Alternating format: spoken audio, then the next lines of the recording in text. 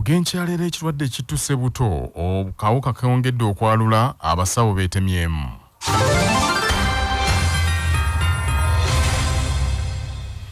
Akeejago k'amaanyi nnyo mu bantu ba Ssaabasajja Kabaka nga beeteekerateekera emisinde egy'okuzza amazaalibwa g'empologoma egigenda okubaawo enkya ku Sande mu nkola y'ekinnassaayansi. Amasaza gonna n'amagombolola mu bwakaka bwa Buganda olwaleero gali mu keeterekererako emisinde gy'amazaalibwa ga Ssemunywa ag'omulundi guno wakati mu kwekuuma ekirwadde kirumye mamawuggwe. Ng'emisinde gino gyengedde Minisita w'Abavubuka ebyemizannyo n'okwewummuza Oweekitiibwa Henry Ssekabembe Kiberu yeebazizza nnyo abantu b'Omutanda abawagidde emisinde gino, agambye nti ekigendererwa kyagyo kisimbidde ddala kizibu ekirudde nga kitawaanya ensi yonna eky'akawuka ka Mukenenya. Oweekitiibwa Ssekabembe Kiberu abuuliridde abantu ba Ssaabasajja Kabaka bagenda okwetaba misinde gino mu bitundu byabwe okukwatagana obulungi n'ab'ebyokwerinda wabaleme kubaawo okusikamugwa. Buli muntu yenna bwana enteekateeka etambudde nga tesosola mawanga, tesosola mu ddiini, tesosola mu mbeera za bulamu na mbeera zonna ebitera kutwawulayawula nga bannayuganda. Na bwe kityo twagala okwebaza abantu bonna mu ggwanga lino. Twagala okubasaba okugondera byonna nga bwe tunajja tubalambika. Maliza nga nsiima nnyo naddala abantu Ssekinoomu, baana mmwe abavubuka Kabaka be yankwasa akeera ku makya n'okukwata omutwe ogumu n'ekitundu n'ogula omujoozi ogwo oba ovuga boodabooda oba okola mulimu ki ng'okimanyidde ddala kivunaanyizibwa bwo mu kuzimba n'okusitula obwakabaka buno. Minisita w'ensonga z'enkizo mu bwakaka bwa Buganda Oweekitiibwa Daudi Mpanga agambye nti ensonga lwaki abasajja abatunuliddwa nnyo mu kulwanyisa Mukenenya kuba guno gwe mulamwa gw'emisinde gino nti lwa nsonga be basinga okusaasaanya obulwadde. Buvunaanyizibwa bwaffe okuwanirira enteekateeka za Ssaabasajja Kabaka nga tulwanyisa Mukenenya anti yalondebwa ng'emmunyeenye ambasada Ssemazenga wa Africa okukunga abaami naddala n'abalenzi bonna okwenyigira butereevu mu kulwanyisa n'okumalawo Mukenenya omwaka 2030 nga tegunnatuuka. N'olwekyo tulina ekiruubirirwa nga Ssaabasajja Kabaka atukunga ffenna tuveeyo tugende mu byoto era tutegeezebwe ensonga ezisingakaawo. Ate ekiri e Masaka mu Buddu, bannamasaka babukeereza nkokola n'olwaleero okweyiwa koofiisi za CBS mu kibuga Masaka okwegulira ku mijoozi n'abalala ne bagulira abantu baabwe nga beeteekerateekera emisinde gino. Omubaka wa Paalamenti omukyalo w'ekibuga ky'e Masaka Juliet Kakande nga naye akedde kugula mijoozi 100 akubiriza abantu ba Ssaabasajja bongere okujjumbira emisinde egy'enkya kuba ebigendererwa byagyo bitegeeka bulungi nnyo eri abantu bonna.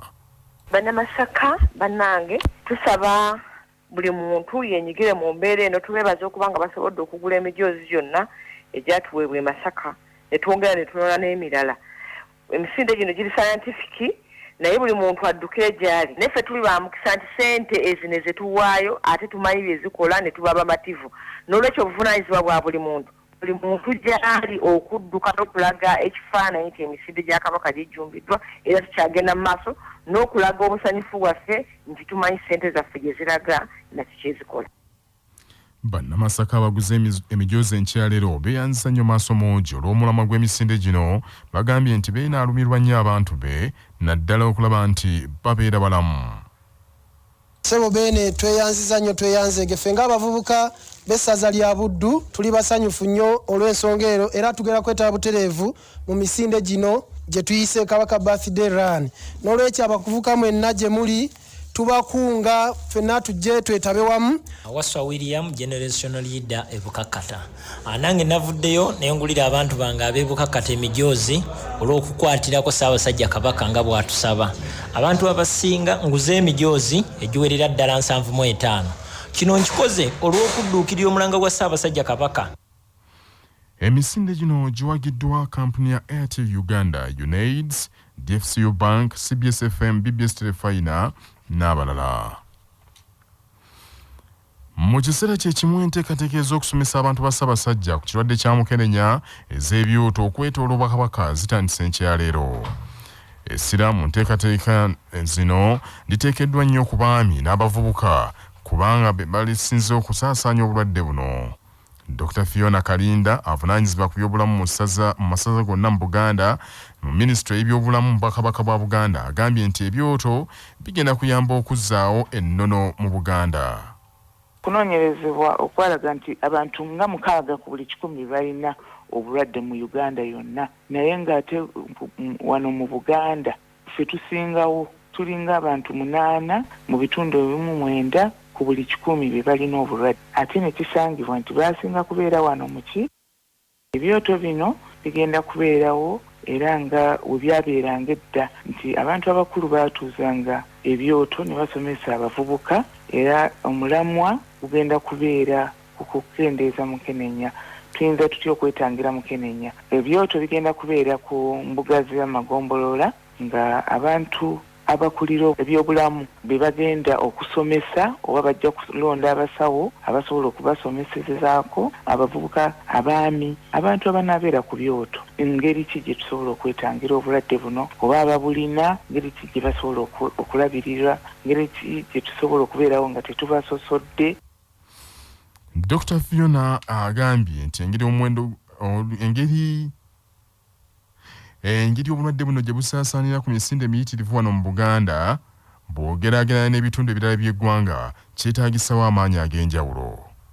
Kunoonyerezebwa okwalaga nti abantu nga 6 ku buli 100 balina obulwadde mu Uganda yonna, naye ng'ate wano mu Buganda ffe tusingawo tulinga abantu 8 mu bitundu 9 ku buli 100 be balina obulwadde, ate ne kisangibwa nti basinga kubeera wano mu ki, wano mu Central. Abaana baffe myaka 15 okutuuka ku 24, era ne districts ezimu kuzisinga okuba nti zasangibwamu obulwadde: Kalangala, Masaka, Kalungu, Wakiso, Mpigi, Kampala.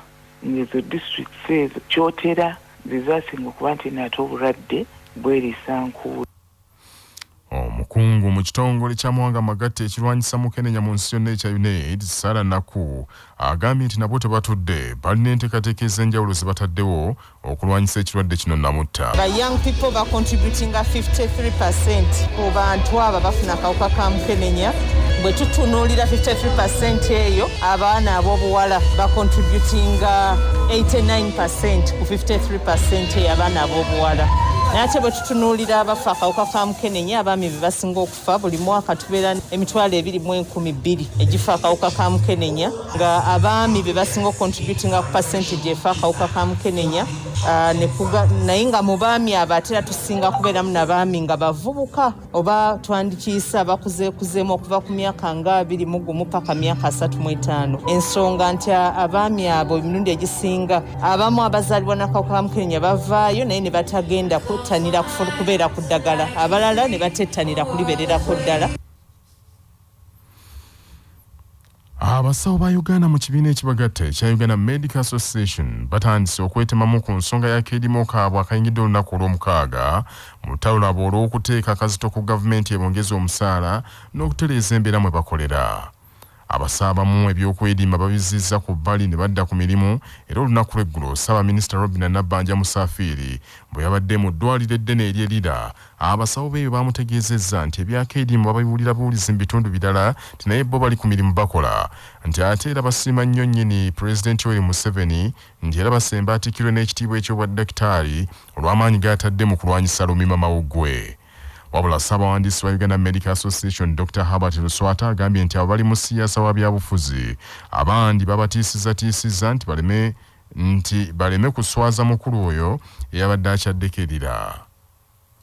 Omanyi si buli muntu nti aba ayagala kye kiba kigenda mu maaso, ate si buli muntu nti aba alina omwoyo gw'okulwanira eddembe ly'abantu. Kati abo banoonya buganzi eri maybe obaolyawo Prime Minister ye nga ye, ate ekyewuunyisa kuge twafunye nti abamu badde bakikola lwakuba yabadde waali awo essaawa eyo, kuba abamu baba batya nti bayinza okubaako engeri gye babagoba oba ne babajja ku mirimu olw'okuba waali essaawa balina okwogera oba okumulaga ekifaananyi kyayagala. Aye n'ebintu nga bwegambye ebyokulwanirira eddembe, si buli muntu nti aba alina omwoyo ogwo okugamba nti katulwanire ekintu kino kirungi. Abantu abamu batiitiiza atunuulira ekyo ekiriwo essaawa eyo n'agamba ebisigadde gavumenti ye neemanya. Aba Uganda Medical Association bagamba nti okumanya gavumenti etidde nnyo akeediimo kaabwe nti waliwo ne bannaabo abamu abakwatiddwa olw'okwediima kyokka Dr. Luswata abagumiza nti ne banaabakwata tebajja kuva ku mulamwa nti era bonna abakwatibwa bajja kununulwa. Waliwo ne munaffe gwadde bakote actually alina branch gy'akulira nga bamutaddeko emisango naye ng'ensonga yavudde kuba nti yabadde akunze banne ne beegatta mu lutuula luno oba okwekalakasa kuno okw'emirembe bamututte ne bamuteekako emisango ebyekyenkwetukwetu naye baloya baffe batuuse eyo ne balaba ng'emisango tegiriimu nsa era eggulo poliisi yamuwadde bondi tebakirimu. Oyinza osanga ng'ebitundu nga 5 bye boogera ekyo naye ebitundu ebirala 5 nga bali mu kwekalakasa bayintaani beeru wateri yintaani n'omu ali ku woodi ate era nga nabo bwe kitundu ku ddwaliro eryo n'abasawo bennyini abatali bayintaani era bangi betumanyi tebaliiko ku woodi eyo ku woodi zeezo.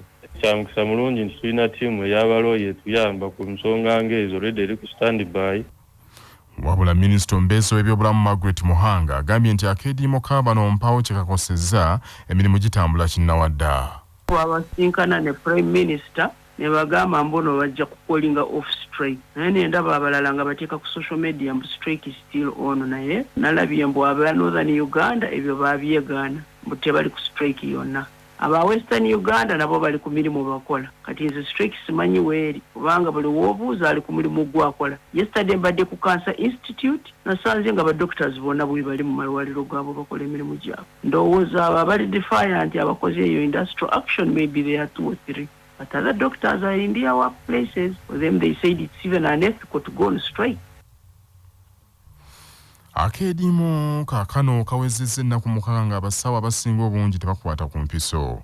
President Museveni yasinkana abasawo bano ku ntandikwa ya wiiki eno ne bagayagaya mu nsonga era n'abasuubiza nti omusaala gwakwongezebwa mu mwaka gw'ebyensimbi ogujja. Museveni era yabasuubiza okubaggyirawo omusolo ku bidduka byabwe basobole okwanguirwa mu by'entambula.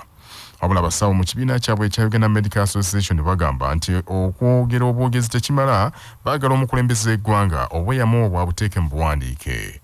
Bano batuuse n'okugoba ebbaluwa yabadde baweereddwa Ssaabaminisita wa Uganda Robinah Nabbanja nga bagamba nti ensonga enkulu ze baateesezzaako ne pulezidenti ezaabaddemu. Enkalu era zikyali ku kyokulira ab'ennyanda z'abasawo abazze baffe ekirwadde kya COVID-19 nga minisitule y'ebyobulamu egamba nti tekakasa oba abasawo abamu obulwadde baabufunira ku mulimu oba baabujja mu maka gaabwe. Manya obuvuna obuddo obw'eddembe lyo tonyigirizibwa ddembe lyo ery'obwebange. Kimenya mateeka omukuumaddembe okozesa eryanyi eriyitidde ng'akwata omuntu nga munnamateeka Moses Okwalinga bw'annyonnyola.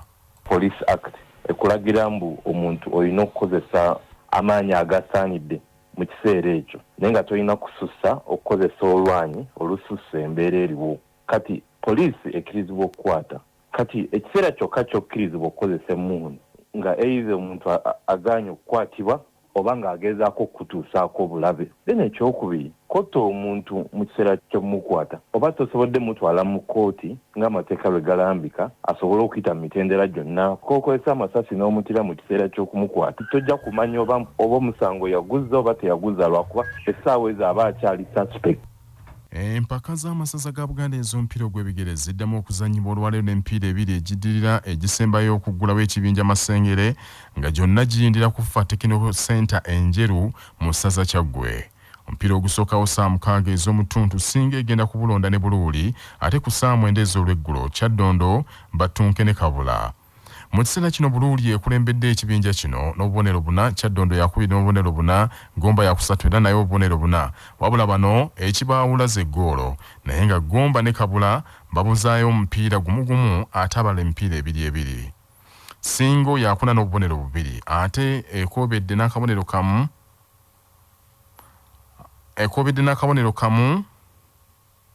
Kabula ekobedde n'akabonero kamu era yo yawanduka dda mu mpaka. Empiira mu kibinja Masengere gigenda kuggalawo ku bbalaza nga 29 olwobaddeko ekibinja Muganzirwazza nga mwe muli Buddu, Butambala, Busujju, Mawogola ne Buweekula.